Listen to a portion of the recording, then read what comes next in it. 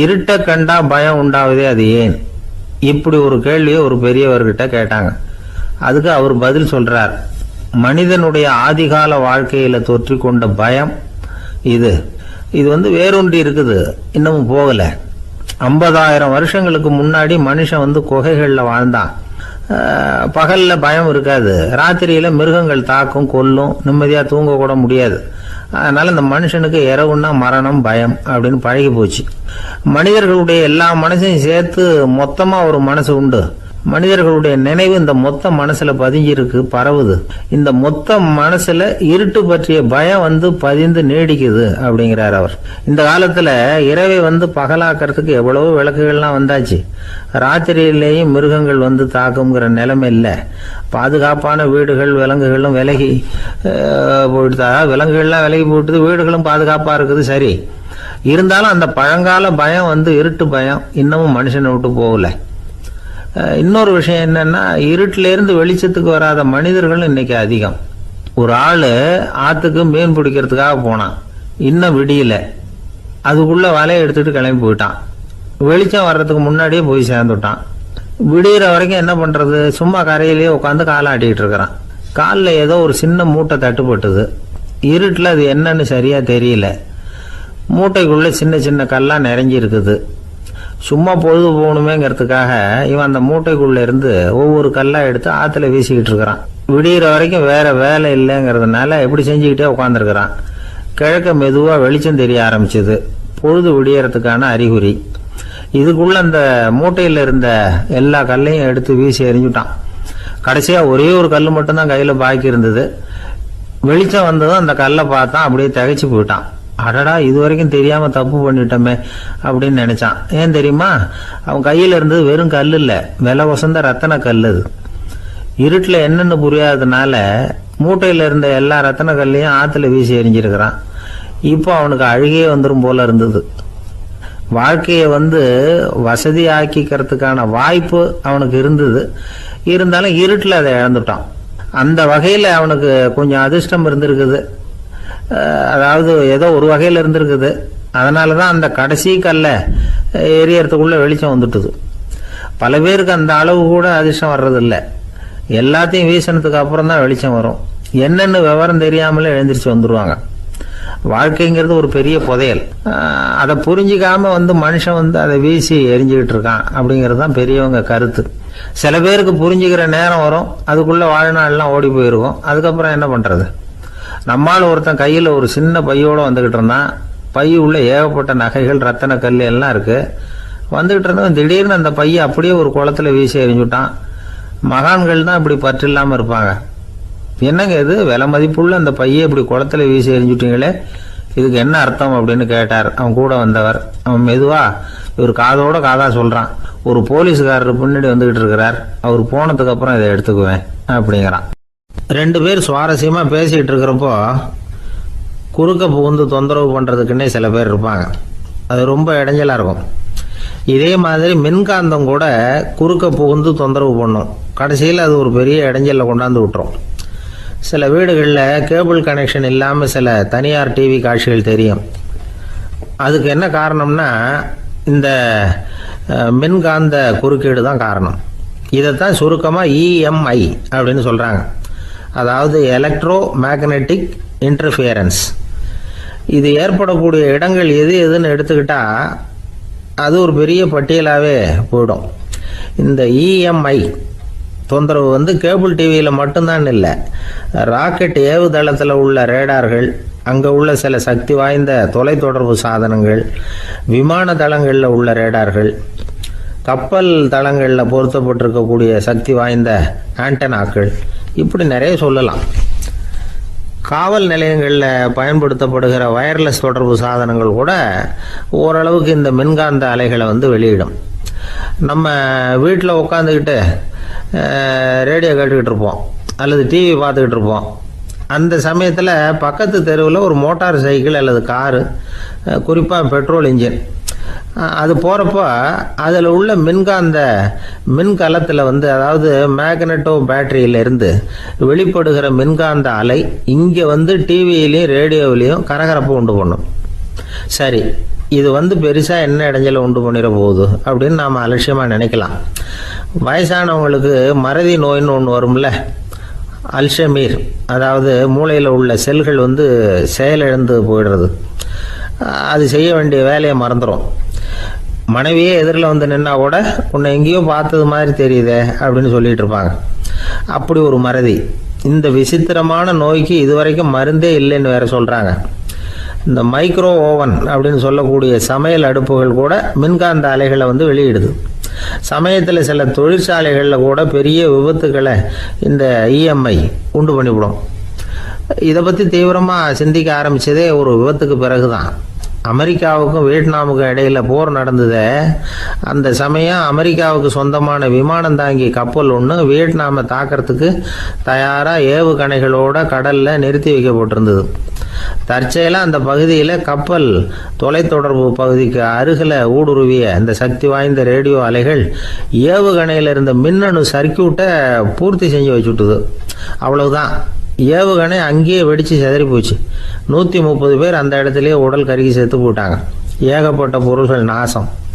இந்த விபத்துக்கான காரணம் என்னங்கிறத உடனடியாக யாராலையும் கண்டுபிடிக்க முடியல. ரொம்பவும் கடுமையாக முயற்சி பண்ணி கடைசியாக கண்டுபிடிச்சாங்க, இது வந்து இந்த இஎம்ஐ வேலை தான் அப்படின்னு. மின்னணு தொலைபேசிகள் இருக்க, இதில் பேசும்பொழுது நம்ம காதை வந்து, அதாவது செவியை வந்து ஊடுருவக்கூடிய மின்காந்த அலையானது மூளைக்கு போய் அங்கே மூளை கட்டிகளை உருவாக்க ஊக்கம் கொடுக்குது அப்படின்னு வேற கண்டுபிடிச்சிருக்கிறாங்க. இந்த இஎம்ஐ ரொம்ப குறைஞ்ச மின்காந்த அழுத்தத்தில் நமக்கு எந்த பாதிப்பையும் ஏற்படுத்துறதில்லை. மின்காந்த அலைகள் அழுத்தத்தோடு இருக்கிற இடங்களில் ரொம்ப நேரம் இருந்தோம்னா நம்ம உடம்பின் வெப்பநிலை 2 டிகிரி செல்சியஸ் வரைக்கும் அதிகரிக்குதாம். அதனால் வெப்பநிலையை வந்து சீராக்கிறதுக்கு இதய துடிப்பும் வந்து அதிகரிக்குது. இப்படிலாம் கண்டுபிடிச்சிருக்கிறாங்க. இப்போல்லாம் இந்த மின்காந்த குறுக்கீடுகளை தடுக்கிறது எப்படி அப்படின்னு விஞ்ஞானிகள் யோசனை செய்ய ஆரம்பிச்சிருக்கிறாங்க. இந்த விஷயத்தில் அலட்சியமாக இருந்தோம்னா எதிர்காலத்தில் நிறைய பேருக்கு இந்த ஞாபக மறதி நோய் வந்துடும். அப்புறம் அது ரொம்ப கஷ்டமாக போயிடும். ஒரு குடும்ப தலைவர் தன் மனைவியை பார்த்து, யார் நீ, உன்னை எங்கேயோ பார்த்தது மாதிரி இருக்குதே அப்படின்னு சொல்லிக்கிட்டு இருந்தார். உடனடியாக அவரை போய் பார்த்தேன். வாங்க டாக்டர்கிட்ட போகலாம் அப்படின்னு. அவர் என்னை தனியாக அழைச்சிட்டு போய் காதோட காதாக மெதுவாக சொல்கிறார், இதை பார்ப்பா, என் கையில் பணம் இல்லாத போகலாம், அப்படி மறதி நோய் வந்துட்டது மாதிரி நடிச்சுக்கிட்டு இருப்பேன், அவ்வளவுதான், அதை நீ கண்டுக்காத அப்படின்னார். ஒரு அழகான கடற்கரை. சுற்றுலா பயணிகள் நிறைய பேர் அங்கே வந்து போகிறது வழக்கம். சனி ஞாயிறு கூட்டம் அதிகமாக இருக்கும். அதோட விளைவு என்னங்கிறது அடுத்த நாள் தான் தெரியும். ஆமாம், அந்த கடற்கரையை சுத்தப்படுத்துகிற தொழிலாளிகள் திங்கட்கிழமை ரொம்ப சிரமப்படுவாங்க. சனி ஞாயிறு வந்த கூட்டம் கடற்கரை பூராவும் காலி ஐஸ்கிரீம் கப்புகளை வந்து வீசி எறிஞ்சிட்டு போயிருக்கும். ஆயிரக்கணக்கான கப்புகள் அங்கே பரவலாக கிடக்கும். அதையெல்லாம் பொறுக்கி எடுத்து சுத்தம் பண்ணி ஆகணும். இதனால் திங்கட்கிழமை வேலைக்கு வர்றதுக்கு எல்லோரும் பயப்படுவாங்க. அப்படி ஒரு நிலைமை. பல பேர் அன்னைக்கு வந்து லீவ் எடுத்துகிட்டு போயிடுறது வழக்கம். நமக்கு எதுக்கு இன்றைக்கி தொந்தரவுன்னு. இது ஒரு பெரிய பிரச்சனையாக இருந்தது. இதுக்கு என்ன பண்ணலாம் அப்படின்னு யோசனை பண்ணாங்க. ஒரு ஆலோசனை கூட்டத்துக்கு ஏற்பாடு பண்ணாங்களாம். அந்த நகர நிர்வாக அலுவலர்கள், பணியாளர்கள் எல்லாரும் அதில் கலந்துக்கிட்டாங்க. கூட்டம் ஆரம்பமாச்சு. ஆரம்பத்தில் சொன்னாங்க, இந்த பிரச்சனைக்கு ஒரு தீர்வு வேணும், என்ன பண்ணலாம், அதை முடிவு செய்கிறதுக்கு தான் இந்த கூட்டம். இதில் நீங்கள் செய்ய வேண்டியது என்னென்னா, உங்களுக்கு தோன்றுகிற யோசனை எதுவாக இருந்தாலும் சொல்லுங்கள். கொஞ்சம் கூட தயக்கம் வேண்டாம். நாம் சொல்கிற யோசனை ஈடுபடுமா படாதா அப்படின்லாம் யோசிக்க வேணாம். எல்லாருடைய யோசனைகளையும் அப்படியே பதிவு செய்துக்கிறோம். கடைசியாக அதிலேருந்து ஒரு சிறந்த யோசனையை தேர்வு பண்ணி அதை பயன்படுத்தலாம். இந்த சந்தர்ப்பத்தில் இன்னொரு முக்கியமான வேண்டுகோள், எவ்வளவு சாதாரணமான யோசனையாக இருந்தாலும் சரி, அது சொல்லும் பொழுது அடுத்தவங்க வந்து ஏளனம் செய்யக்கூடாது. இது ஒரு பெரிய யோசனையா அப்படின்னு சொல்லி எதையும் அலட்சியப்படுத்தக்கூடாது. இதுதான் அந்த கூட்டத்தின் ஆரம்பத்தில் செய்யப்பட்ட அறிவிப்பு. உடனே அந்த கூட்டத்தில் இருந்தவங்க ஆளுக்கு ஒரு யோசனை சொல்ல ஆரம்பித்தாங்க. ஒருத்தர் எழுந்திருச்சார், இங்கே வர்ற சுற்றுலா பயணிகள்கிட்ட ஆளுக்கு $10 ஒரு டெபாசிட் மாதிரி வைப்பு பணமாக வாங்கிக்கணும். காலி ஐஸ்கிரீம் கப்பை திருப்பி கொடுத்தா அந்த பணத்தை திருப்பி கொடுத்துடலாம்.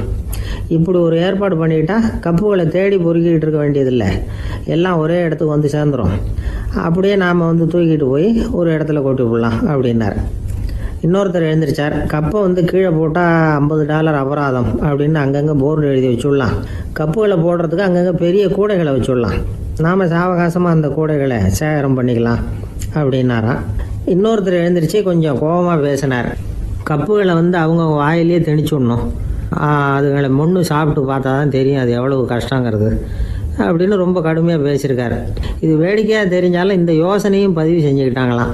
இப்படி பல யோசனைகள் கடைசியாக எல்லாத்தையும் படித்து பார்த்துட்டு பரிசீலனை பண்ணாங்க. அப்புறம் தான் யோசனை வந்தது. இவர் வேடிக்கையாக சொன்னது கப்புகளை அவங்கவுங்க வாயிலே திணிச்சு சாப்பிட சொல்லணும், அதுதான் தண்டனைன்னார்ல. ஏன் அப்படி சாப்பிட்றது மாதிரியே கப்புகளை தயார் பண்ண என்ன அப்படின்னு சிந்திக்க ஆரம்பித்தாங்களாம். ஆகா, அதுதான் சரின்னு ஒரு முடிவுக்கு வந்தாங்க. அதுலேருந்து உருவானது தான் இந்த வேஃபர் கப்ஸ். ஐஸ்கிரீமை சாப்பிட்டு முடிச்சதும் கப்பையும் சாப்பிட்டுடலாம். கோன் ஐஸ்கிரீம் சாப்பிட்றோம்ல, அதுதான். அமெரிக்காவில் மியாமி கடற்கரையில் ரொம்ப காலமாக இருந்துக்கிட்டு வந்த குப்பை பிரச்சனைக்கு இப்படி தான் ஒரு தீர்வு வந்துதான். இதுலேருந்து நாம் புரிஞ்சிக்க வேண்டியது என்னென்னா, நாம் அன்றாட எத்தனையோ பிரச்சனைகளை சந்திக்கிறோம், அதுக்கெல்லாம் தீர்வு உண்டு. அது எங்கே ஒளிஞ்சிருக்குன்னு கண்டுபிடிக்கணும். அந்த அந்த யோசனையையும் நல்லா தீவிரமாக யோசிக்கணும். யார் என்ன யோசனை சொன்னாலும் அதை வந்து அலட்சியப்படுத்தக்கூடாது, அக்கறையோடு கவனிக்கணும், அதை யோசித்து பார்க்கணும். ஒரு அம்மா தன்னோட வீட்டுக்காரரை ஒரு மனநல மருத்துவர்கிட்ட அழைச்சிட்டு வந்தாங்களாம். டாக்டர், இவருக்கு கோன் ஐஸ்கிரீம் பிடிக்கல, பேப்பர் கப்பில் இருக்கிற ஐஸ்கிரீம் தான் வேணும்னு அடம் பிடிக்கிறார் அப்படின்னாங்களாம். அது ஒன்றும் தப்பு இல்லையேன்னாராம் டாக்டர். இதுக்கு அந்த அம்மா சொன்னாங்களாம், இவர் கப்பு ஐஸ்கிரீம் வாங்குறதுல தப்பு இல்லை டாக்டர், பிரச்சனை அது இல்லை. அப்புறம் வேறு என்னென்னு கேட்டிருக்காரு. வாங்கினதும் ஐஸ்கிரீமை கீழே கொட்டிவிட்டு அந்த பேப்பர் கப்பை மட்டும் விரும்பி சாப்பிட்றார், அதனால தான் அவங்ககிட்ட அழைச்சிட்டு வந்தேன் அப்படின்னாங்களாம். ஒரு கணவன் மனைவி எப்போ பார்த்தாலும் அவங்க 2 பேருக்கும் இடையில சண்டை வந்துக்கிட்டே இருந்தது. இதில் என்ன ஆச்சரியங்கிறீங்களா? நான் அதுக்காக சொல்ல வரல, இது வேறு விஷயம். அதாவது சண்டை போடாமல் இருக்கிறதுக்கு வழி சொல்கிற தகவல் இது. நான் சொன்ன அந்த கணவன் மனைவி எப்படின்னா, கணவன் ஒரு வார்த்தை சொன்னால் மனைவி கிட்டேருந்து 2 வார்த்தை பதிலாக வரும். இதுக்கு கணவன்கிட்டேருந்து 4 வார்த்தை பதிலாக வரும். இப்படி வார்த்தைகள் பெருகி போய் கடைசியில் வம்பில் வந்து முடியும். அந்த அம்மா பொறுத்து பார்த்தாங்க, அவங்களால தாக்கு பிடிக்க முடியல. பக்கத்து வீட்லேயும் ஒரு கணவன் மனைவி இருந்தாங்க, அவங்களுக்குள்ளே சண்டை வர்றதில்லை. அது எப்படி அவங்களால மட்டும் சண்டை போடாமல் இருக்க முடியுது அப்படின்னு இந்த அம்மாவுக்கு ஆச்சரியம். ஒரு நாள் நேராக பக்கத்து வீட்டு அம்மாக்கிட்டே போய், ஏம்மா, நீங்கள் எப்படி கணவனும் மனைவியும் சண்டை போட்டுக்காமல் இருக்கிறீங்க, அது எப்படி முடியுது உங்களால் அப்படின்னு கேட்டாங்க. அதுக்குன்னு ஒரு மருந்து இருக்குது, அதை சாப்பிட்டா சண்டை வராது அப்படின்னாங்க அவங்க. சரிங்க, அந்த மருந்தை அவர் சாப்பிட மாட்டேன்னு சொல்லிட்டா என்ன பண்ணுறது அப்படின்னு கேட்டிருக்கிறாங்க இவங்க. அந்த மருந்து அவருக்கு இல்லைம்மா, உனக்கு தான் அப்படின்னாங்களாம் அவங்க. அப்படியா, அப்படின்னா கொடுங்க, ரொம்ப நல்லதாக போச்சு. அதை எப்படி சாப்பிட்றதுங்கிற விவரத்தையும் சொல்லுங்கள், எங்கே அது கிடைக்குங்கிறதையும் சொல்லுங்கள், வாங்கிக்கிறேன் அப்படின்னு கேட்டாங்களாம் இவங்க. வேறு எங்கேயும் போய் வாங்க வேண்டாம், என்கிட்டே இருக்க அந்த மருந்து அதில் கொஞ்சம் தர்றேன், வாங்கி வச்சுக்க. உன் வீட்டுக்காரர் உன்னோட சண்டையை ஆரம்பிக்கிற போகலாம் நீ இந்த மருந்தில் ஒரு அவுன்ஸ் வாயில் ஊற்றிக்கணும். அதை உடனே குடிச்சிடக்கூடாது, ஒரு 5 நிமிஷமாவது அது வாயில் இருக்கணும், அதுக்கப்புறம் குடிச்சுடலாம் அப்படின்னு சொல்லி ஒரு பாட்டில் மருந்தை இந்த அம்மாக்கிட்ட கொடுத்து அனுப்புனாங்களாம். மருந்தை எடுத்துக்கிட்டு இந்த அம்மா வீட்டுக்கு வந்திருக்கிறாங்க. வீடு பூட்டி இருந்ததுனால கணவன் வந்து வாசல்லையே காத்துக்கிட்டு இருக்கிறான். மனைவியை கண்டதும் சண்டை போட ஆரம்பிச்சிட்டான். வீட்டை பூட்டி விட்டு எங்கே போய் தொலைஞ்ச, எவ்வளோ நேரமாக ஒரு மனுஷன் வாசல்லையே காத்துட்டு கிடக்கிறது அப்படி இப்படின்னு கத்த ஆரம்பிச்சிட்டான். மனைவி இதுக்கு பதிலே சொல்லலை.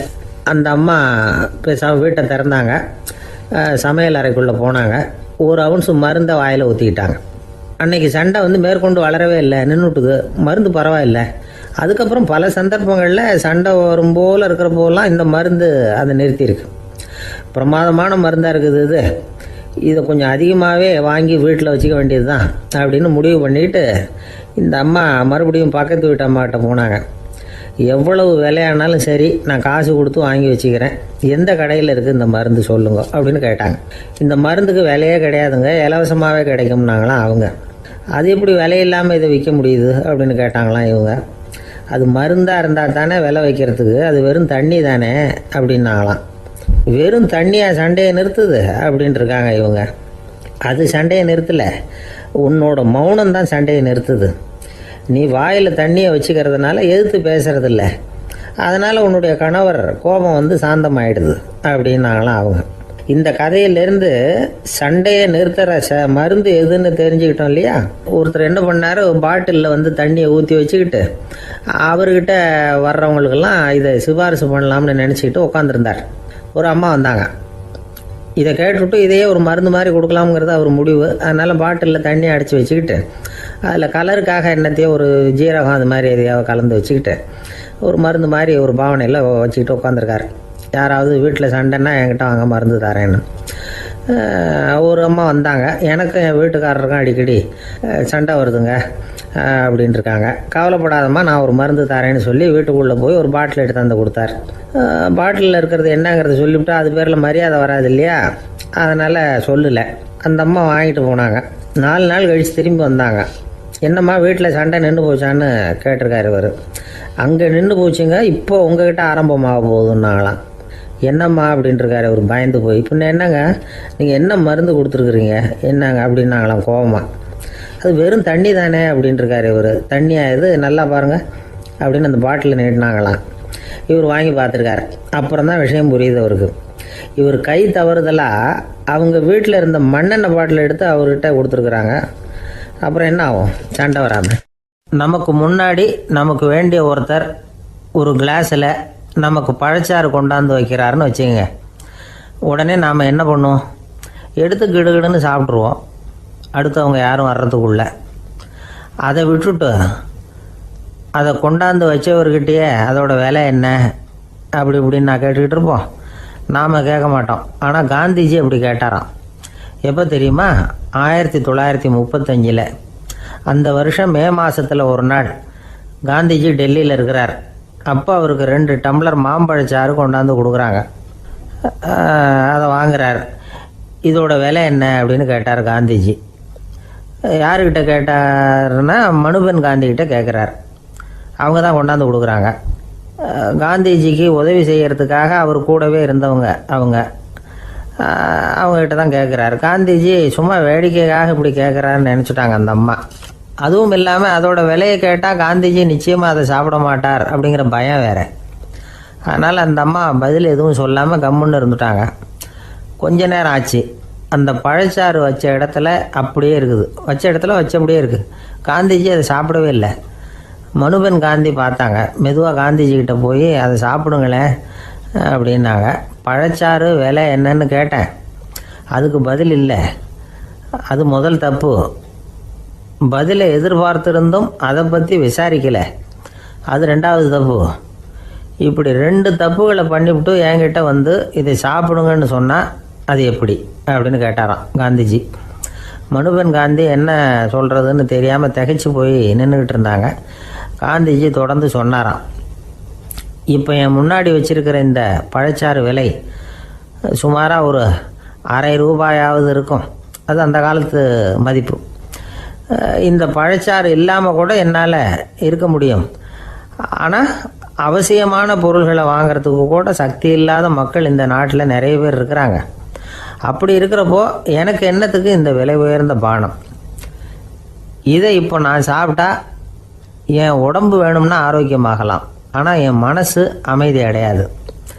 எனக்கு என்னுடைய உடல் ஆரோக்கியத்தை விட மன ஆரோக்கியம்தான் முக்கியம். அதனால் இதை நான் சாப்பிட மாட்டேன், எடுத்துகிட்டு போயிடு அப்படின்னாராம். அந்த சமயத்தில் ஒரு அகதி பொண்ணு 2 குழந்தைகளோட காந்திஜியை பார்க்குறதுக்காக வந்தது. வணக்கம் சொல்லிச்சு. காந்திஜி உடனே தனக்கு முன்னாடி இருந்த பழச்சாற்றை எடுத்து அந்த பொண்ணுக்கிட்டேயும் குழந்தைகள்கிட்டையும் கொடுத்து சாப்பிட சொன்னார். அவங்க அதை வாங்கி ரொம்ப சந்தோஷத்தோடு சாப்பிட்டாங்களாம்.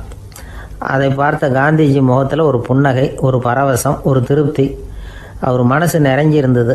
அப்போ அவர் சொன்னாராம், ஆண்டவன் எனக்கு எப்பவும் சரியான சமயத்தில் கை கொடுப்பாருங்கிறது அதுக்கு இதுதான் அத்தாட்சி. நான் ஒரு இக்கட்டான சூழ்நிலையில் இருக்கிறப்ப கூட கடவுளின் கருணையால் அந்த சூழ்நிலை என்னை பாதிக்கலை.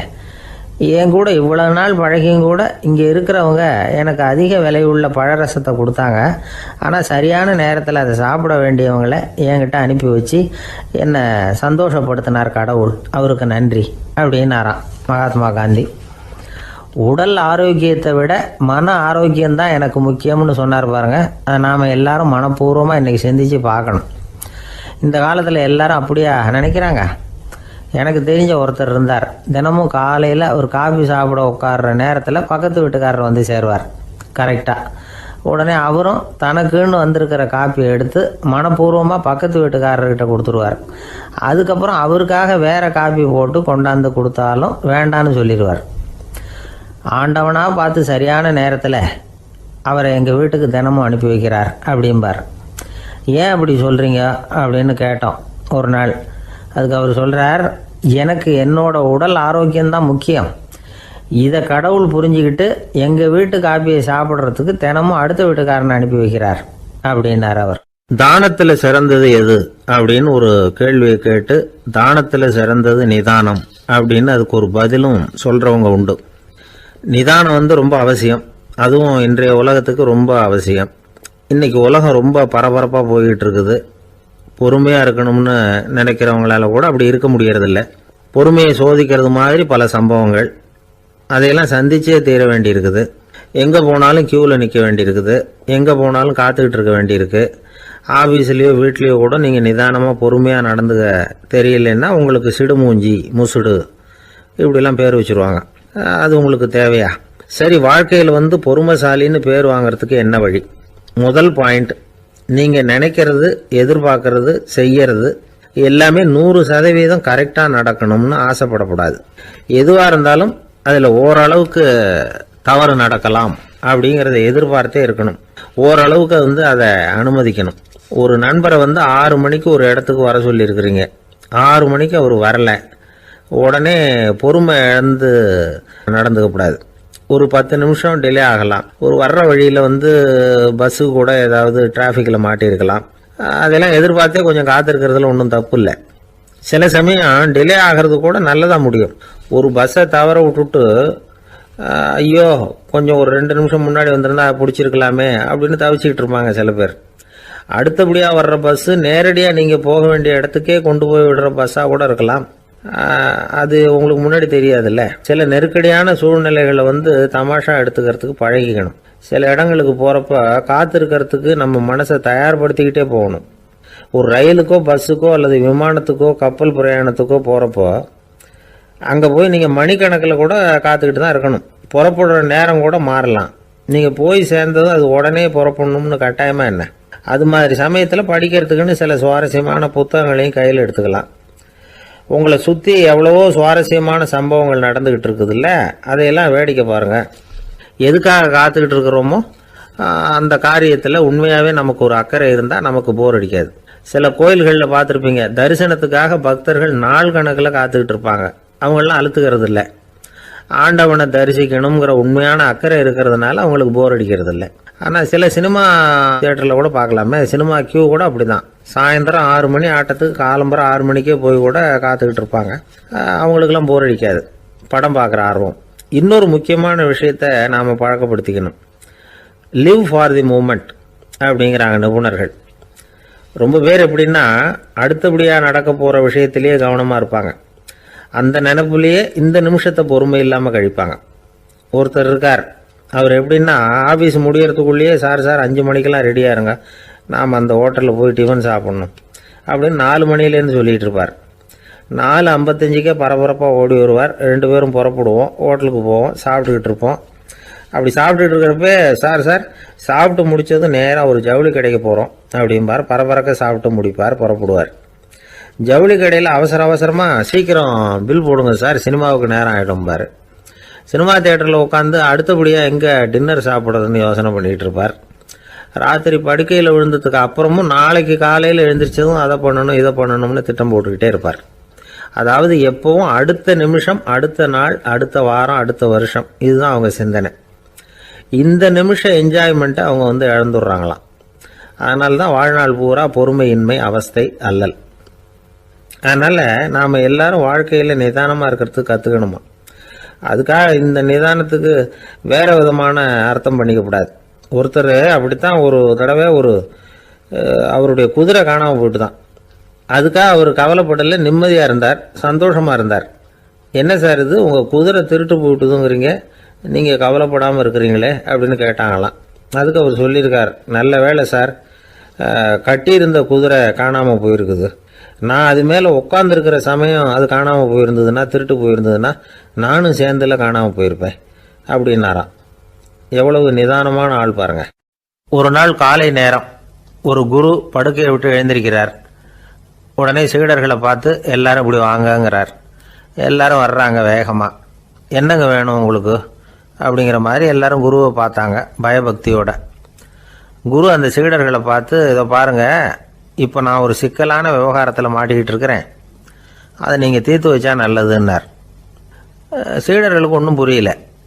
என்ன இது இவர் இப்படி சொல்கிறாரு, நமக்குள்ள எல்லா விவகாரங்களையும் தீர்த்து வைக்கிறவர் நம்ம குருநாதர், அவருடைய விவகாரத்தை நாம் தீர்த்து வைக்கிறதா, ஆச்சரியமாக இருக்குதே, குருநாதருக்கே சிக்கலா அப்படின்னு யோசனை பண்ண ஆரம்பித்தாங்க.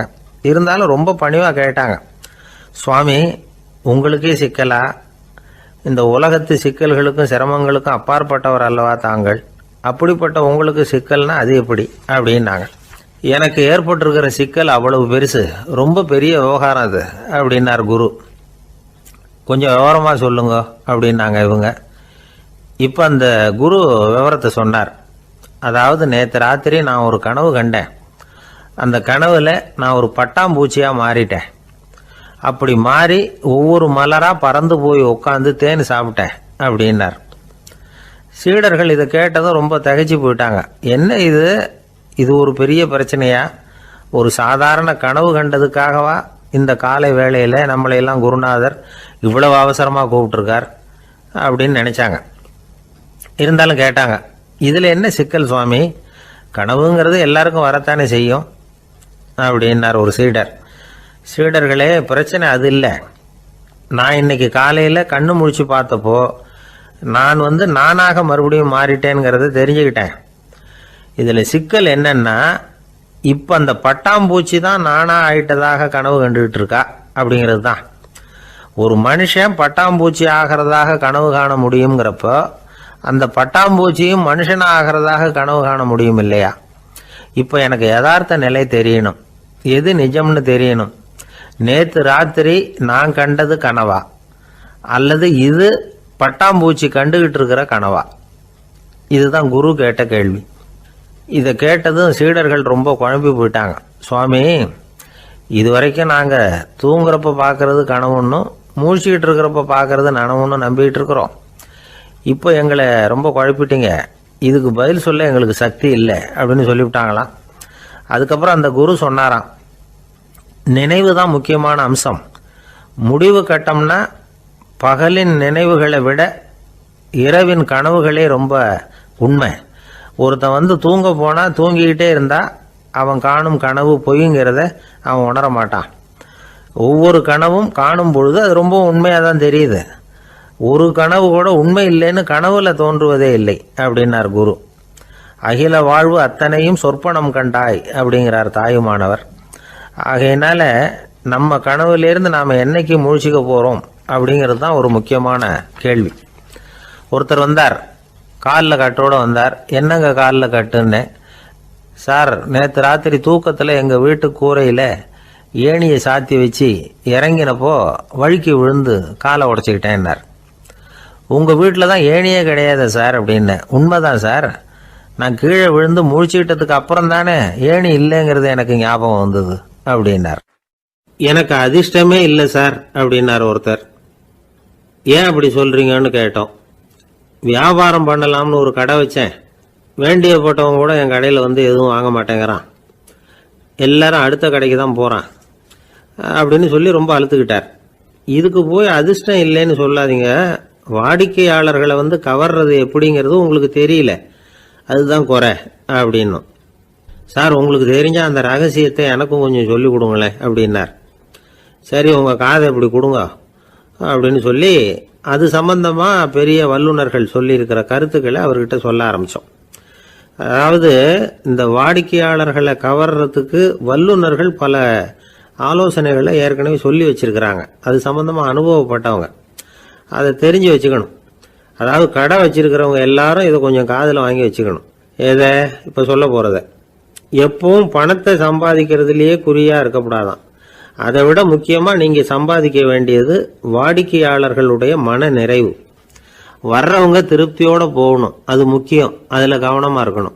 கடைக்கு வர்ற ஒருத்தர் ஏதாவது ஒரு குறை சொல்கிறாருன்னு வச்சுங்க, அதை அலட்சியப்படுத்தக்கூடாது. ரொம்ப அக்கறையோடு அதை காது கொடுத்து கேட்கணும். அப்படியா சார், அதை நான் அவசியம் கவனிக்கிறேன் அப்படின்னு சொல்லணும். ஒருத்தர் வரார், சார் நேற்றுக்கு உங்கள் கடையில் இதை நான் வாங்கிட்டு போனேன், வீட்டில் இது வேணான்னு சொல்லிவிட்டாங்க, அது திருப்பி கொடுக்கறதுக்காக தான் வந்திருக்கிறேன் அப்படின்னு சொல்லி திருப்பி கொடுக்குறார். உடனே நீங்கள் முகம் சுளிக்கக்கூடாது, எரிச்சல் படக்கூடாது. வழக்கம் போல நிதானமாக முகம் அலர்ச்சியோடு அதை திருப்பி வாங்கிக்கணும். இவ்வளவு ரூபாய்க்கு சாமான் வாங்கினா இந்த ஸ்பூன் அன்பளிப்பு, இப்படி ஏதாவது கொடுக்கலாம். பண்டிகை காலங்கள்லேயும் பொருள்கள் வாங்குறவங்களுக்கு இப்படி ஏதாவது பொருத்தமாக ஒரு அன்பளிப்பு கொடுக்கலாம். நீங்கள் கொடுக்கறது ஒரு சர்வசாதாரணமான பொருளாக இருந்தால் கூட அது வாங்குற ஒரு மனசில் ஒரு மகிழ்ச்சியை ஏற்படுத்தும். எதுவும் உங்களால் கொடுக்க முடியலன்னா உங்கள் முகம் நிறைஞ்ச சிரிப்பையாவது கொடுங்க, அது போதும். உங்கள் கடையில் இல்லாத ஒரு பொருளை வாடிக்கையாளர் வந்து கேட்குறார், உடனே இல்லைன்னு முகத்தில் அடித்தது மாதிரி சொல்லிடக்கூடாது. கொஞ்சம் உட்காருங்க சார் அப்படின்னு சொல்லி உங்கள் பணியாளர் யாரையாவது அனுப்பி வெளியிலேருந்து வாங்கிட்டு வர சொல்லி அவர்கிட்ட கொடுக்கலாம். சில பேர் உங்கள் கடைக்கு வரும்பொழுது அவங்க வீட்டு குழந்தைகளையும் கூப்பிட்டுக்கிட்டு வர்றாங்கன்னு வைங்க. நீங்கள் என்ன செய்யணும்னா அந்த குழந்தைகளை முதல்ல கவனிக்கணும். அது கன்னத்தை கிள்ளணும், அதுக்கிட்ட விளையாடணும், அதுக்கு ஏதாவது மிட்டாய் பிஸ்கட் எதையாவது கொடுத்து அது கவனத்தை கவரணும். அதுக்கப்புறம் பெரியவங்களை கவனிக்கலாம். உங்கள் கடையில் வேலை செய்கிற பணியாளர்கள் சுத்தமாக இருக்கணும், சிரிச்ச முகம், சுறுசுறுப்பு, இது ரெண்டும் அவங்களுக்கு தேவை. அழுது ஒடிஞ்சிக்கிட்டு இருக்கக்கூடாது. அப்புறம் இன்னொரு விஷயம், அதிகமாக பொருள் வாங்குற ஒருத்தர்கிட்ட அதிக மரியாதையாகவும் குறைச்சலாக பொருள் வாங்குறவர்கிட்ட வேற விதமாகவும் நடந்துக்கக்கூடாது. எல்லாருக்கிட்டையும் சமமாக நடந்துக்கணும். 5 ரூபாய்க்கு வாங்கினாலும் சரி, 500 ரூபாய்க்கு வாங்கினாலும் சரி, அவங்கக்கிட்ட நீங்கள் காட்டுற மரியாதையில் வித்தியாசம் இருக்கக்கூடாது. எல்லாத்துக்கும் மேலே உங்கள் கடையில் ஒரு பொருள் வாங்கினா அது உண்மையானதாக இருக்கும், தரமுள்ளதாக இருக்கும் அப்படிங்கிற நினைப்பு ஜனங்களுக்கு வரணும். அதனால் தரமான பொருளையே நீங்கள் உங்கள் கடையில் வச்சுருக்கணும்.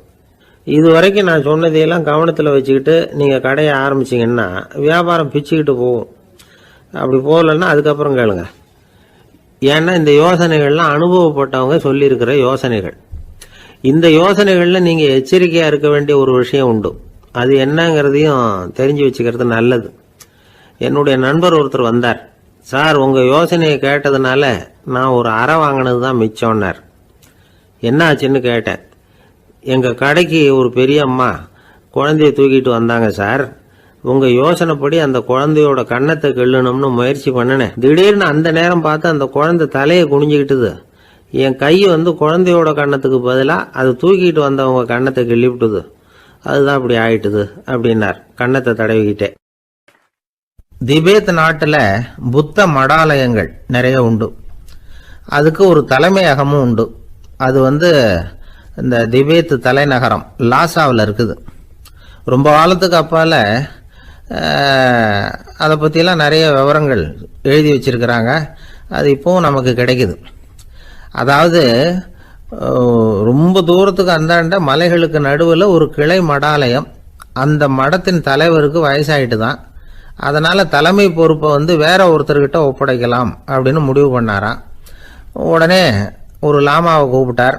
அவர் மூலமாக தலைமை மடாலயத்துக்கு செய்தி அனுப்புனார், பொருத்தமான வாரிசு ஒருத்தரை அனுப்பி வைக்கும்படியாக. அந்த வாலிப லாமா புறப்பட்டார்.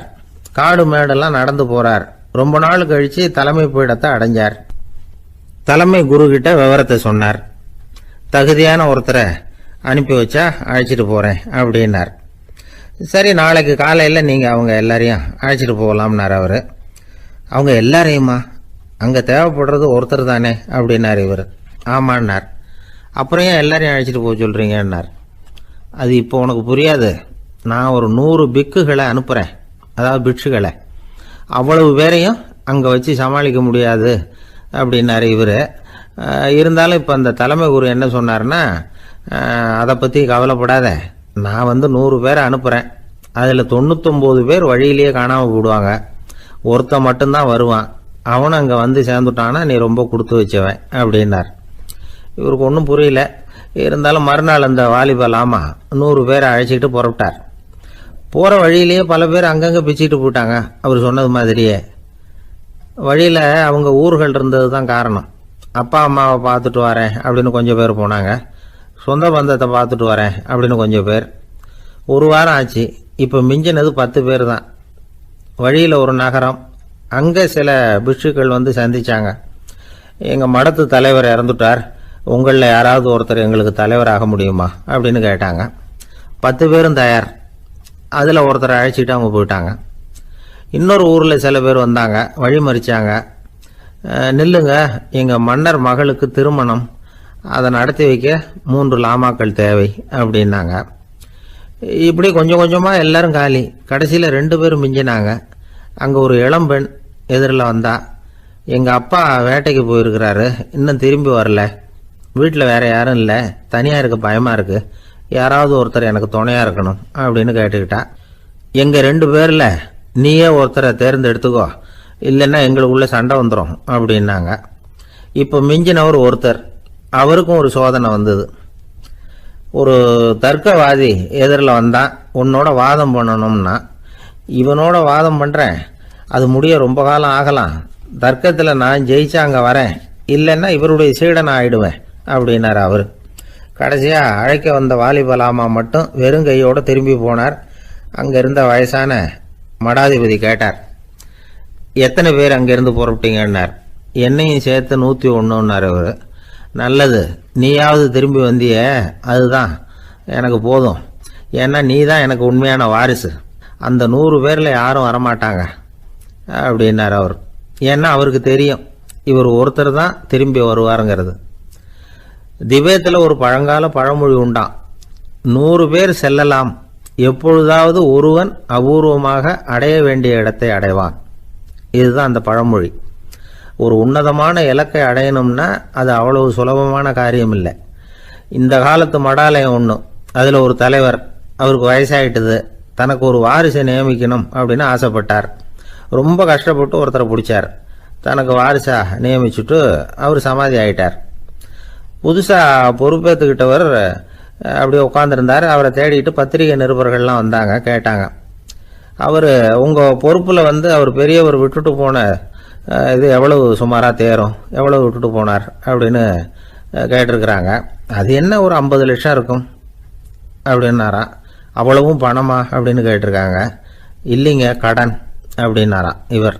ஒரு காடு, அங்கே புத்தர் அவர் பாட்டுக்கு நடந்து போய்கிட்டே இருக்கிறார். அவருக்கு பின்னாடி ஒரு குரங்கு, அதுவும் தொடர்ந்து வந்துக்கிட்டே இருக்குது. புத்தர் திரும்பி பார்த்தார். குரங்கு அப்படியே குதித்து உயர எழும்பி ஒரு கிளையில் போய் உக்காந்துது. ஏன் இப்படி பண்ணுறேன்னு கேட்டார் புத்தர். என்னை சாதாரணமாக நினைக்க வேணாம், நான் மகாமந்தி, என்னால் எல்லாம் முடியும், முடியாதுங்கிற வார்த்தையே என்னுடைய அகராதியில் கிடையாது, என்ன வேணும்னாலும் செய்வேன் அப்படின்னுது. அப்படின்னா ஒரு பந்தயம் வச்சுக்கலாமான்னார் இவர். ஓ வச்சுக்கலாமேன்னுது. வேற ஒன்றும் இல்லை, இப்போ நீ மேலே எழும்பி அந்த கிளையில் உட்காந்தது மாதிரி அங்கேருந்து தாவி என் உள்ளங்கையில் உட்காரணும், அவ்வளவுதான் அப்படின்னார். அப்படி உட்காந்துட்டா என்ன பரிசு அப்படின்னு கேட்டது அது. சொர்க்கத்தில் இருக்கிற மாமன்னன் மரகத சக்கரவர்த்தியை என்னோட இருக்கும்படியாக கூப்பிட்டுக்கிறேன். அந்த சமயத்தில் அவருடைய அரியணை அங்கே காலியாயிடும், நீ அதில் போய் உட்காந்துக்கலாம். பந்தயத்தில் தோத்துட்டா ஒரு கல்ப காலம் இந்த பூமியில் வாழ வேண்டியிருக்கும், அதுக்கு பிறகு தான் என்கிட்ட வர முடியும், என்ன சொல்கிற அப்படின்னார். குரங்குக்கு தாவறது ஒரு பெரிய காரியமா? இது எனக்கு ரொம்ப சாதாரண விஷயம், என்ன இப்போவே தாவட்டுமா அப்படின்னுது. சரின்னு சொல்லி உள்ளங்கையை நீட்டினார். அவருடைய கை தாமரை இலை அளவுக்கு அப்படியே விரிஞ்சுது. குரங்கு சௌகரியமாக உட்கார்றதுக்காக. குரங்கு தாவறதுக்கு தயாராச்சு. அதுக்கு முன்னாடி ஒரு சின்ன யோசனை அதுக்கு. இந்த கிளையிலேருந்து அந்த கைக்கு தாவறது எனக்கு ரொம்ப அற்பமான ஒரு வேலை, இது ரொம்ப சாதாரணம், என்னுடைய கௌரவத்துக்கு இது சரியாக இருக்காது. அதனால் நான் என்ன பண்ண போகிறேன்னா, இங்கேருந்து கிளையிலேருந்து அப்படியே உயர எழும்ப போகிறேன். எழும்பி மேல் உலகம் போய் அங்கே ஒரு சுற்றிவிட்டு அதுக்கப்புறம் அங்கேருந்து நேராக இந்த கையில் உட்கார போகிறேன் அப்படின்னு நினச்சது. என்ன யோசிக்கிற அப்படின்னார் புத்தர். ஒன்றும் இல்லை, இந்த பாயிரம் பார் அப்படின்னு சொல்லி தாவி உயர போயிட்டுது. கொஞ்ச நேரத்தில் வான உலகத்துக்கே போய் சேர்ந்துட்டுது. அங்கே போய் பார்த்தா அங்கே ஒரு 5 பளிங்கு தூண்கள் இளம் சிவப்பு நிறத்தில் நின்றுக்கிட்டு இருக்குது. குரங்கு நினச்சிக்கிட்டது, புத்தர்கிட்ட போய் இந்த பளிங்கு தூண்களை பார்த்தோம்னு சொன்னால் அப்படியே திகைச்சு போயிடுவார், இந்த தூணில் ஏதாவது அடையாளம் செஞ்சுட்டு போகணும் அப்படின்னு அந்த இடத்துல மிதந்துக்கிட்டே நினச்சிது. உடனே ஒரு தூணில் எழுதிச்சு. என்ன எழுதிச்சுன்னா, ஒரு மகா ஞானி இங்கே வந்துட்டு போகிறார் அப்படின்னு எழுதிச்சு. எழுதிவிட்டு அப்படியே கீழே தாவி புத்தரோட உள்ளங்கையில் உட்காந்துது. எப்படி பார்த்தீங்களா என்னுடைய வேலை?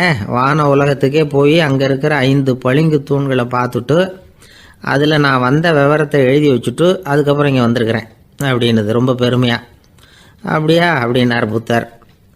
ஆமாம், சந்தேகமாக இருந்தால் வாங்க, அழைச்சிட்டு போய் காட்டுறேன் அப்படின்னு அந்த குரங்கு.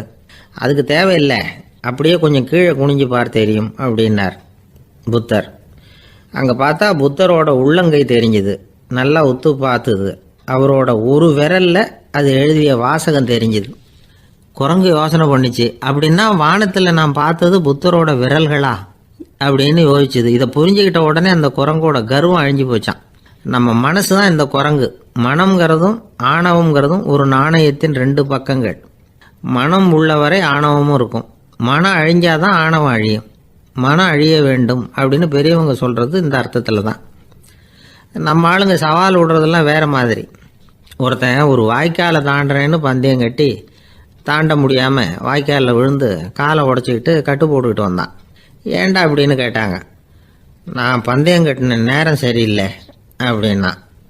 எப்படிறான்னு கேட்டிருக்காங்க. வாய்க்காலில் தண்ணி இருக்கிற நேரமாக பார்த்து பந்தயம் கட்டியிருக்கணும் அப்படின்னானா. ஒரு ஊரில் ஒரு ஆள் இருந்தான். அவனுக்கு ஒரே ஒரு மகள். அவளை நல்ல இடத்துல கட்டி கொடுக்கணும்னு ஆசைப்பட்டான். அதுக்காக மாப்பிள்ளை தேடிக்கிட்டு இருந்தான். அவன் கொஞ்சம் வசதியான ஆள். அதனால் நிறைய பேர் வந்தாங்க. இருந்தாலும் ஒரு நல்ல குணமுள்ள மாப்பிள்ளையாக இருக்கணும் அவன் எதிர்பார்த்தான். அப்படி இருக்கணும்னு தொடர்ந்து முயற்சி பண்ணான். கடைசியாக ஒரு 3 பேர் கிடைச்சாங்க. அந்த 3 பேரில் யாரை தேர்ந்தெடுக்கிறது, இதுதான் அவனுக்கு வந்த குழப்பம். இந்த நிலைமையில் ஒரு பெரியவரை தேடி போனான். அவர்கிட்ட தன்னுடைய பிரச்சனையை சொன்னான். அவர் கொஞ்சம் யோசனை பண்ணார். அதுக்கப்புறம் 3 பேரையும் கூப்பிட்டார். இதை பாருங்கப்பா, உங்கள் 3 பேருக்கும் 3 மாத கால அவகாசம் தர்றேன். நீங்கள் இப்போ போகலாம். 3 மாதம் கழித்து திரும்பி வரலாம். அப்படி வரும்பொழுது இந்த 3 மாத காலத்தில் நீங்கள் செஞ்ச நல்ல காரியம் ஏதாவது ஒன்று சொல்லணும். அதை வச்சு உங்களில் ஒருத்தரை நாங்கள் தேர்ந்தெடுத்துக்கிறோம் அப்படின்னு சொன்னாராம். 3 பேரும் சரின்னு சொல்லிவிட்டு திரும்பி போயிட்டாங்க. 3 மாதம் ஆச்சு. அதுக்கப்புறம் ஒரு நாள் திரும்பி வந்தாங்க.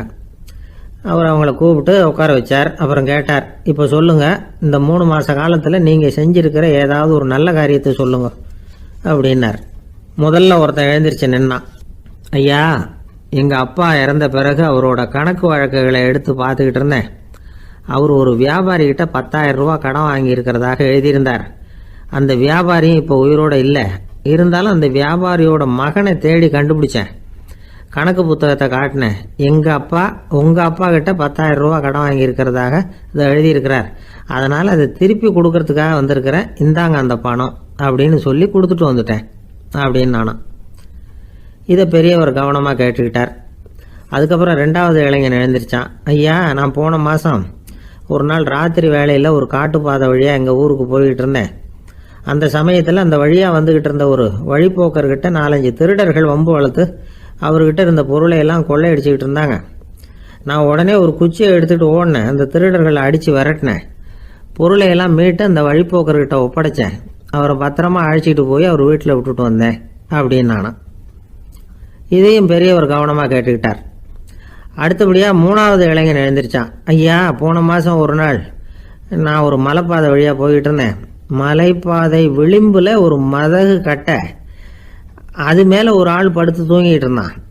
அந்த பக்கம் தவறி உருண்டு விழுந்திருந்தான்னா அதில் பாதாளம். அது மலையடி வாரத்தில் போய் தான் விழணும். அவ்வளவு பள்ளம். அது தெரியாமல் அவன் பாட்டுக்கு தூங்கிட்டு இருந்தான். நான் உடனே அவன்கிட்ட ஓடி போய் குனிஞ்சு அவன் முகத்தை பார்த்தேன். அப்போ தான் புரிஞ்சுது, அவன் ஏற்கனவே எனக்கு தெரியும். அவனை எனக்கு நிறைய கெடுதல் பண்ணியிருக்கிறான், இடைஞ்சல் கொடுத்தவன். இருந்தாலும் ஐயோ பாவம்னு நினச்சி அவனை எழுப்பி பாதுகாப்பாக வேற ஒரு இடத்துல படுக்க வச்சுட்டு வந்தேன் அப்படின்னு நானும். பெரியவர் இதையும் கேட்டுக்கிட்டார். அதுக்கப்புறம் அவங்க 3 பேரையும் பார்த்து, நீங்கள் போகலாம், நாங்கள் யோசித்து முடிவு பண்ணி உங்களுக்கு சொல்லி அனுப்புகிறோம் அப்படின்னாராம். அந்த இளைஞர்கள் புறப்பட்டு போயிட்டாங்க. அதுக்கப்புறம் அந்த பெண்ணோட அப்பாவை பார்த்து சொன்னார், இந்த 3 பேருமே நல்ல பிள்ளைங்க தான், அதில் ஒன்றும் சந்தேகம் இல்லை. இருந்தாலும் இந்த 3 பேர் செஞ்ச செயல்களையும் ஒப்பிட்டு பார்க்க வேண்டியிருக்கு. முதல் இளைஞன் நேர்மைக்கு எடுத்துக்காட்டாக விளங்குறான். இந்த காலத்தில் இது மாதிரி இளைஞர்களை பார்க்கறது ரொம்ப கஷ்டம்தான். இருந்தாலும் அவன் கடமையை தான் செஞ்சான். 2வது இளைஞன் நல்ல வீரன், தைரியசாலி. ஒரு வீரன் எதை செய்யணுமோ அதைத்தான் இவன் செஞ்சான். இவன் ஒரு லட்சிய மனிதன். 3வது இளைஞன் தன்னுடைய பகைவனுக்கே உதவி செஞ்சிருக்கான். அவன் உயிரை காப்பாற்றியிருக்கிறான். பகைவனுக்கு அருள்வதுங்கிறது ஒரு சாதாரண மனுஷனால் செய்யக்கூடிய காரியம் இல்லை. பகையை மறக்கிறதும் பகைவனுக்கு அருள்வதும் தெய்வீக பண்புகள். அதனால் இவனையே உன்னுடைய மகளுக்கு ஏற்ற மாப்பிள்ளையா தேர்ந்தெடுக்கலாம் அப்படின்னு சொன்னாங்களாம். ஒரு நல்ல நாளில் அவங்களுக்கு திருமணம் நல்ல விதமாக நடந்து முடிஞ்சுதான். இது சுவாமி சின்மயானந்தர் சொல்லியிருக்கிற ஒரு கதை. இதிலேருந்து நாம் புரிந்து கொள்ள வேண்டிய ஒரு கருத்து, நமக்கு கெடுதல் பண்ணவங்களுக்கும் நாம் நல்லது செய்யணும். ஆனால் நடைமுறையில் அப்படி நம்மளால் செய்ய முடியறதில்ல. அதுதான் சிக்கல். நம்மால் ஒருத்தங்கிட்ட கேட்டான், ஏண்டா உன்னுடைய பகைவன் ஒருத்தன் அது மாதிரி ஒரு மலைப்பாதை மதகு கட்டையில் படுத்திருந்தா உடனே நீ என்ன நினைப்ப அப்படின்னு கேட்டோம். இது ஒரு அருமையான சந்தர்ப்பம்னு நினைப்பேன் அப்படின்னா. எதுக்குன்னு கேட்டோம். அவனை அந்த பக்கமாக உருட்டி கீழே தள்ளுறதுக்கு அப்படின்னா. ஒரே ஒரு ஊரில் ஒரு பாதிரியார் இருந்தார். ரொம்ப நாள் சந்தோஷமாக வாழ்ந்தார். ஒரு நாள் அவர் மடத்து சமையல் அறையில் பாத்திரங்களை கழுவி துலக்கி சுத்தப்படுத்திக்கிட்டு இருந்தார். அந்த சமயத்தில் ஒரு தேவதூதன் அவர் முன்னாடி வந்து நின்னான். இவர் நிமிர்ந்து பார்த்தார். ஆண்டவர் என்னை உங்ககிட்ட அனுப்பியிருக்கிறார், பரலோகத்தில் வாசம் செய்யறதுக்கு உங்களுக்கு நேரம் வந்துட்டுது அப்படின்னு அந்த ஆள். ஆண்டவருக்கு என்னோட ஞாபகம் வந்ததுக்கு நன்றி. ஆனாலும் இப்போ இங்கே நீயே பாரு, எவ்வளவு பாண்டங்கள் பாக்கி இருக்கு, இவ்வளவையும் நான் சுத்தப்படுத்த வேண்டியிருக்கு. நான் நன்றி கெட்டவனாக இருக்க விரும்பலை. இந்த பணியை முடிக்கிற வரைக்கும் என்னுடைய பரலோக வாழ்வை தள்ளி வைக்க முடியுமா? நீ என்ன நினைக்கிற அப்படின்னு கேட்டார். தேவதூதன் தனக்கே உரிய விவேகத்தோட அன்போட பாதிரியாரை பார்த்தான். சரி, என்ன செய்யலாம்ங்கிறத அப்புறம் சொல்கிறேன் அப்படின்னு சொல்லிவிட்டு புறப்பட்டு போயிட்டான். ஒரு நாள் அந்த பாதிரியார் தோட்டத்தில் உள்ள களைகளை எல்லாம் ஒரு களை கொத்தியால் கொத்தி களை எடுத்துக்கிட்டு இருக்கிறார். அந்த சமயத்தில் இந்த தேவதூதன் மறுபடியும் அவர் முன்னாடி நிற்கிறான். பாதிரியார் பார்த்தார். இதை பாரு, இந்த தோட்டம் பூராவும் எவ்வளவு களை மண்டி கிடக்கு, பரலோகம் கொஞ்ச காலம் எனக்காக பொறுத்திருக்கலாம்னு நீ நினைக்கிறியா அப்படின்னு கேட்டார். தேவதூதன் சிரிச்சுக்கிட்டே மறுபடியும் மறைஞ்சிட்டான். மறுபடியும் அவர் களை எடுக்கிறது, தானிய களஞ்சியத்துக்கு வர்ணம் பூசுறது, இப்படிப்பட்ட வேலைகளில் ஈடுபட்டிருக்கார். இன்னொரு நாள் ஒரு மருத்துவமனையில் நோயாளிகளை கவனிச்சுக்கிட்டு ரொம்ப தீவிரமாக இருக்கிறார் அந்த பாதிரியார். ஒரு நோயாளியோட தாகத்துக்கு தண்ணீர் கொடுத்துட்டு நிமிர்ந்து பார்க்குறப்போ தேவதூதன் மறுபடியும் அவர் முன்னாடி நிற்கிறான். இந்த தடவை பாதிரியார் தன்னலமற்றவராக பேரன்பை காட்டக்கூடிய வகையில் தன்னுடைய 2 கைகளையும் உயர்த்தியபடி தேவதூதனின் கவனத்தை பிணியால் வாடக்கூடிய நோயாளிகளின் பக்கம் திருப்பினாராம். தேவதூதன் ஒன்றும் சொல்லலை, மறைஞ்சிட்டான். அன்னைக்கு சாயந்தரம் பாதிரியார் மடத்தில் உள்ள தன்னுடைய அறைக்கு போய் இளைப்பாறினார். யோசித்து பார்த்தார். தேவதூதனையும் தேவதூதனின் விருப்பத்தையும் பல நாள் தள்ளி போட்டு வந்ததையும் அவர் ரொம்ப நினச்சி பார்த்தார். திடீர்னு தான் முதுமை அடைகிறதையும் சோர்வு அடைகிறதையும் உணர்ந்தார். ஆண்டவரை நினைச்சார். ஆண்டவரே, உம்முடைய தூதனை மறுபடியும் என்கிட்ட அனுப்புனா நான் சந்திக்கிறதுக்கு ஆவலாக இருக்கேன் அப்படின்னு சொல்கிறப்பவே தேவதூதன் பக்கத்தில் நின்னான். பாதிரியார் நிமிர்ந்து பார்த்தார். நீ இப்போவே என்னை அழைச்சிக்கிட்டு போக விரும்பினா நான் பரலோகத்துக்கு வர்றதுக்கு தயாராக இருக்கேன்னார். தேவதூதன் அந்த பாதிரியாரை அன்போடவும் விவேகத்தோடவும் பார்த்து, நீங்கள் என் கூட பரலோகத்துக்கு வர்ற தயாராக இருக்கிறதா சொல்கிறீங்க, ஆனால் நீங்கள் இதுவரைக்கும் வேற எங்கே இருந்ததா நினைக்கிறீங்க அப்படின்னானா. அப்படின்னா இதுவரைக்கும் இருந்த இடம்தான் பரலோகம் அப்படிங்கிறத உணர்த்தியிருக்கிறான். பரலோகம்னா என்னன்னு புரிஞ்சுக்கிறதுக்கு இந்த சம்பவம் நமக்கு உதவியாக இருக்குது. தொண்டு செய்கிறத விட பெரிய செயல் வேற எதுவும் இருக்க முடியாது. அது நம்ம மனசுக்கு கொடுக்குற சுகத்தை வேற எதுவும் கொடுக்க முடியாது. நாம் தொண்டு செய்கிற இடம் தான் அந்த புண்ணிய இடம். ஆனால் இந்த காலத்துல எல்லாம் நாம் தொண்டு செய்யணும்னு நினச்சி ஏதாவது ஆரம்பித்தா கூட அதை ஒரு மாதிரியாக சுற்றி நின்று வேடிக்கை பார்க்க ஆரம்பிச்சிடுறாங்க. ஒரு பெரியவர் அப்படித்தான் ஒரு தொண்டு செஞ்சுக்கிட்டு இருந்தார். ஒரு கோவில் கட்டிக்கிட்டு இருந்தாங்க. அதில் ஒரு இடத்துல ஒரு பலகையை வச்சு ஆணி அடிக்கிற வேலையை செஞ்சுக்கிட்டு இருந்தார் அந்த பெரியவர். ஒரு சின்ன பையன் அதை ரொம்ப ஊக்கமாக அக்கறையாக கவனிச்சுக்கிட்டு இருந்தான். பெரியவர் இதை கவனித்தார். என்னப்பா பார்க்குற, உனக்கும் இது மாதிரி தொண்டு செய்யணும்னு ஆசையாக இருக்கா அப்படின்னு கேட்டார். அதுக்கு அந்த பையன் சொல்கிறான், அப்படி இல்லைங்க, நீங்கள் ஆணி அடிக்கிறப்போ கையில் சுத்தியால் அடிச்சுக்கிட்டா எப்படி துடிப்பீங்க, எப்படி கத்துவீங்கன்னு தெரிஞ்சுக்கிறதுக்காக அதை பார்க்கணும்னு ஆசை, அதுக்காக தான் காத்துக்கிட்டு இருக்கேன் அப்படின்னு நான். ஒருத்தர் சிகரெட்டும் கையுமா வந்தார். சார், இந்த புகைப்பிடிக்கிற பழக்கத்தை நிறுத்தி போடணும்னு தான் பார்க்குறேன், முடியலன்னார். புகைப்பிடிக்கிறத நிறுத்துறது ரொம்ப சுலபம் சார் அப்படின்னார் இன்னொருத்தர். எப்படி சொல்கிறீங்கன்னு கேட்டார் அவர். நான் கூட ஏற்கனவே 10 தடவை அந்த பழக்கத்தை நிறுத்தி இருக்கிறேன் சார் அப்படின்னார் இவர். இதுலேருந்து என்ன தெரியுது? புகைப்பழக்கத்தை திடீர்னு விட்டு விடுறதுங்கிறது ரொம்ப கஷ்டம்னு தெரியுது. இருந்தாலும் இது சம்பந்தமான ஆராய்ச்சி, அனுபவம், இது 2ஐயும் அடிப்படையாக வச்சு சில வழிமுறைகளை சொல்கிறாங்க. அதாவது புகைப்பிடிக்கிறத நிறுத்துறதுக்கு 10 வழிகள் உண்டு அப்படின்னு சொல்கிறாங்க. அது என்னங்கிறது தெரிஞ்சுக்கிட்டா உபயோகப்படுதான்னு பார்க்கலாமே. முதல் கருத்து என்னன்னா, கொஞ்ச நாளைக்கு புகைப்பிடிக்கிற நண்பர்களை விட்டு விலகி இருக்கணும். இதனால் புகைப்பிடிக்கிற ஆசை குறையும். அந்த பழக்கத்தை மறுபடியும் ஆரம்பிக்கப்படாதுங்கிற எண்ணம் உறுதிப்படும். 2வது கருத்து, புகைப்பிடிக்கிறதை எதிர்த்து தீவிரமாக பிரச்சாரம் செய்ய ஆரம்பிச்சிடணும். அது அடுத்தவங்களுக்கும் உபயோகப்படும், உங்களுக்கும் உபயோகப்படும். உங்கள் உள்ளுணர்வை அது தூண்டும், உங்களை உறுதி கொள்ள வைக்கும். மூன்றாவது கருத்து என்னன்னா, தினமும் 2 தடவை குளிக்கணும். எப்படி தெரியுமா? முதல்ல வெது வெதுப்பான தண்ணீர், அப்புறம் குளிர்ந்த தண்ணீர், இப்படி மாறி மாறி குளிக்கணுமா. 4வது கருத்து, உடற்பயிற்சிகள் செய்யணும். மூச்சு வாங்குற மாதிரியான பயிற்சிகள் ரொம்ப நல்லதான். பிராணாயாமம் அப்படிங்கிற மூச்சு பயிற்சி ரொம்ப நல்லதுங்கிறாங்க.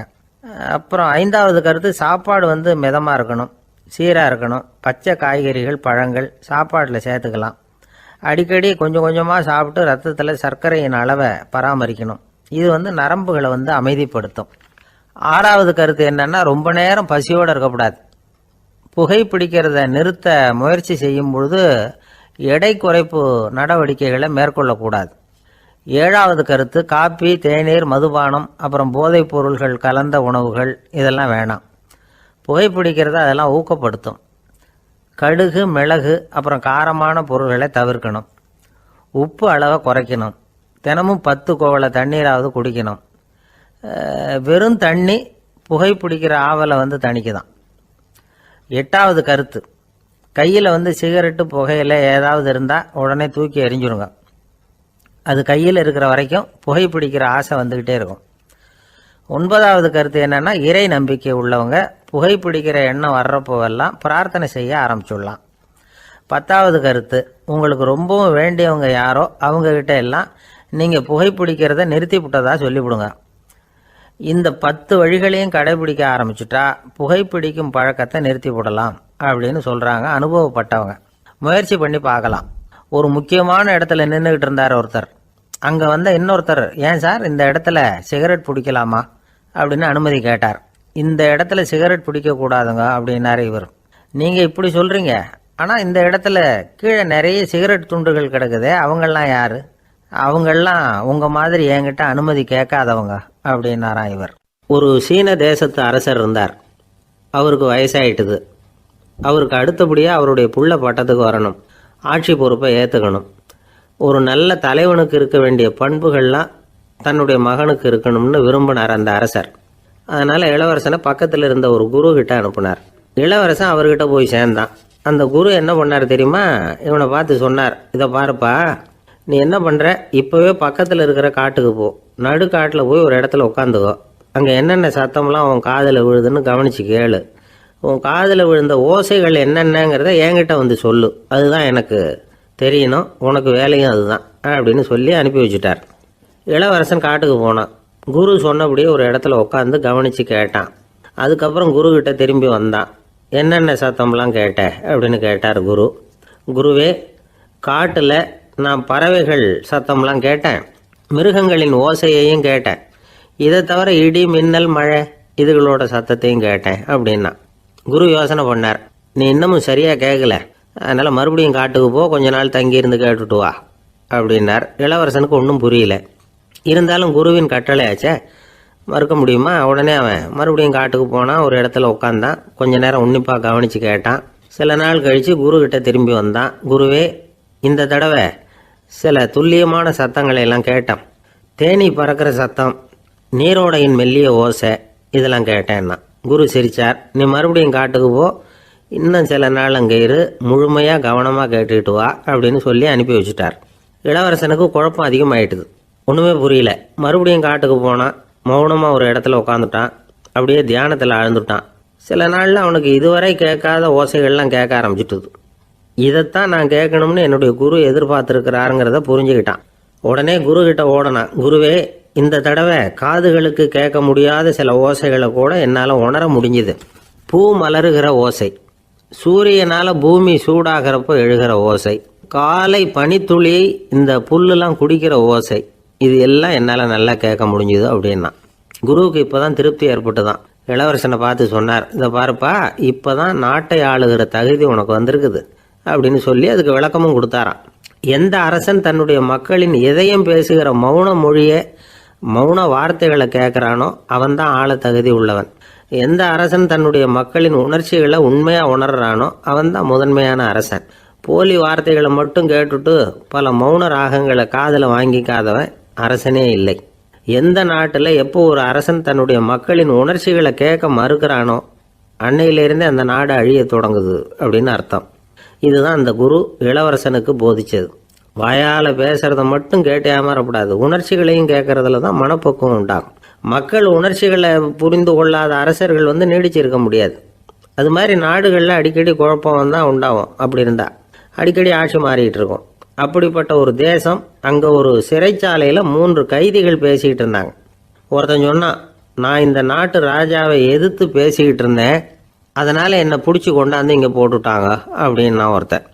இன்னொருத்தன் சொன்னான், நான் இந்த நாட்டு ராஜாவை ஆதரித்து பேசிக்கிட்டு இருந்தேன், அதனால் என்னை பிடிச்சி கொண்டாந்து இங்கே தள்ளிவிட்டாங்க அப்படின்னா. அது சரி, நீ என்ன தப்பு பண்ண அப்படின்னு சொல்லி 3வது ஆளை பார்த்து இவங்க கேட்டாங்க. அதுக்கு அந்த ஆள் சொல்கிறான், நான் தான் இந்த நாட்டு ராஜா அப்படின்னானா. திருநெல்வேலி மாவட்டத்தில் கோவில்பட்டிக்கு பக்கத்தில் உள்ள ஊர் கடம்பூர். காமராசர் முதலமைச்சராக இருந்த காலம். கடம்பூரில் ஒரு பள்ளி சீரமைப்பு மாநாடு நடக்குது. அந்த பக்கத்தில் உள்ள பள்ளிக்கூடம்லாம் அதில் கலந்துக்குது. கண்காட்சி வேற, ஊர் பூரா விழா கோலம். மறுநாள் மாநாடு நடக்க போகுது. ஆனால் முதல் நாளே மழை பிடிச்சிக்கிட்டுது. மறுநாளும் அது விடாமல் பேஞ்சிக்கிட்டு இருக்குது. காமராசர் காலையிலேருந்து பல்வேறு நிகழ்ச்சிகளில் கலந்துக்கிட்டு சாயந்தரமாக கடம்பூருக்கு வந்து சேர வேண்டியவர். மழை பேஞ்சிக்கிட்டு இருக்கிறதுனால நிகழ்ச்சி ரத்தாயிடுமோ என்னமோ அப்படின்னு எல்லாரும் சந்தேகப்பட்டுக்கிட்டு இருக்கிறாங்க. அவர் கோவில்பட்டி பயணிகள் விடுதியில் இருக்கிறார். கடம்பூர்லேருந்து சில பேர் போய் அவரை சந்திக்கிறாங்க. மழை பெஞ்சிக்கிட்டு இருக்குதே, என்ன செய்யலாம் அப்படின்னு கேட்குறாங்க. மழை பெஞ்சா நல்லது தானே, அதுக்காக மாநாட்டை எதுக்காக ரத்து செய்யணும்? ஆசிரியர்கள் எவ்வளவு கஷ்டப்பட்டு ஏற்பாடு பண்ண மாநாடு, கட்டாயம் வந்துடுறேன் அப்படின்னாராம் காமராசர். உடனே புறப்பட்டார். மழையை பொருட்படுத்தாத மக்கள் கூட்டம், அது கலையாமல் காத்துக்கிட்டு இருக்கிறாங்க அவ்வளோ பேரும். தலைவர் வந்துட்டார்னு தெரிஞ்சது ஜனங்களுக்கு ஏகப்பட்ட உற்சாகம். ஜனங்கள் அவ்வளவு உற்சாகமாக வரவேற்றாங்க. மாநாடு ஆரம்பமாச்சு. மலர் மாலைகள் மலை மாதிரி குவிய ஆரம்பிச்சுட்டுது. வரிசையாக ஒவ்வொரு கல்வி நிலையம் சார்பாகவும் வரவேற்பு பத்திரம் வாசித்து கொடுக்குறாங்க. என்ன வாசிக்கிறாங்கங்கிறத காமராசர் கூர்ந்து கவனிக்கிறார். ஏகப்பட்ட புகழ் மொழிகள், ரொம்ப பாராட்டி புகழ்ந்து என்னென்னமோ வாசிச்சுக்கிட்டு இருக்கிறாங்க. கொடை வள்ளலே, குணக்குன்றே, மலையே, கடலே, இப்படி தமிழ் மொழியில் பாராட்டுறதுக்கு எத்தனை வார்த்தைகள் உண்டோ அத்தனையும் அதில் சேர்த்துருக்குறாங்க. காமராசர் பொறுமை இழந்துட்டார். போதும் போதும், உங்கள் எல்லாரையும் பார்த்து 2 வார்த்தை பேசிவிட்டு போகிறதுக்காக தான் நான் வந்திருக்கிறேன். எல்லாரும் மழையில் சிரமப்பட்டு நின்றுக்கிட்டு இருக்கிறீங்க, இப்படி என்ன புகழ்ந்து படிச்சுக்கிட்டே இருந்தால் எப்படி அப்படின்னாராம். அதுக்கப்புறம் பேசி முடிச்சிருக்கிறார். மாநாட்டு நிகழ்ச்சிகள் முடிஞ்சதும் இன்னொரு நிகழ்ச்சியில் கலந்துக்கிறதுக்காக புறப்பட்டாராம். ஒரு திறந்த ஜீப்பில் அவரை ஊர்வலமாக அழைச்சிக்கிட்டு போயிருக்கிறாங்க. தெருவில் 2 பக்கமும் ஏகப்பட்ட கூட்டம். அங்கங்கே ஜீப்பை நிறுத்தி ரோஜா மாலை, ஜருக மாலை இப்படி போட்டுக்கிட்டே இருக்கிறாங்க. அதையெல்லாம் அப்படி அப்படியே வாங்கி அங்கங்கே நின்றுக்கிட்டு இருந்த குழந்தைகள்கிட்டையும் தாய்மார்கள்கிட்டையும் கொடுத்துக்கிட்டே போகிறார். அந்த சமயத்தில் கூட்டத்துக்கு அப்பால் ஒரு பெரியவர் கையில் ஒரு மல்லிகை சரத்தோடு நின்றுட்டு இருக்கிறார். அவரால் முண்டி அடிச்சுக்கிட்டு முன்னால் வர முடியல. காமராசர் இதை கவனிக்கிறார். அவ்வளவுதான், உடனே நிறுத்தப்பா வண்டியை அப்படிங்கிறார். ஜீப்பு நிற்கிது. டிரைவரை பார்த்து, அதோ பார், அங்கே ஒருத்தர் நிற்கிறார் பார், அவரை இங்கே அழைச்சிட்டு வா அப்படின்னாராம். கூட்டம் வழி விடுது. அந்த பெரியவரை கிட்டத்தில் அழைச்சிட்டு வர்றாங்க. காமராசர் அவரை பார்த்து, வாங்க வாங்க, நல்லா இருக்கீங்களா அப்படின்னு சத்தம் போட்டு உற்சாகமாக விசாரிக்கிறாராம். பெரியவர் கண்களில் கண்ணீர், பேச்சு வரல. மல்லிகை சரத்தை அவருக்கு போடுறார். கொஞ்ச நேரம் அவர்கிட்ட பொறுமையாக பேசிக்கிட்டு இருந்துட்டு அவரை அனுப்பி வைக்கிறார் காமராசர். பெரியவர் போனதுக்கு அப்புறம் காமராசர் பக்கத்தில் இருந்தவங்க கிட்ட சொல்கிறார் அந்த பெரியவரை பற்றி. அந்த காலத்தில் ரொம்ப கஷ்டப்பட்டவர் இவர், ஜெயிலுக்கு போனவர் அப்படின்னு ரொம்ப உருக்கமாக நெகிழ்ந்து போய் சொல்கிறார். இதில் ஒரு விஷயத்தை கவனிங்க. தன்னை புகழ்ந்து படிக்கப்பட்ட வாழ்த்து மடலை படிக்க வேணாம்னு தடுத்து நிறுத்தினார். எங்கேயோ ஒரு மூலையில் கையில் ஒரு 4 முழம் மல்லிகை சரத்தோடு ஒதுங்கி நின்றுக்கிட்டு இருந்த அந்த தொண்டரை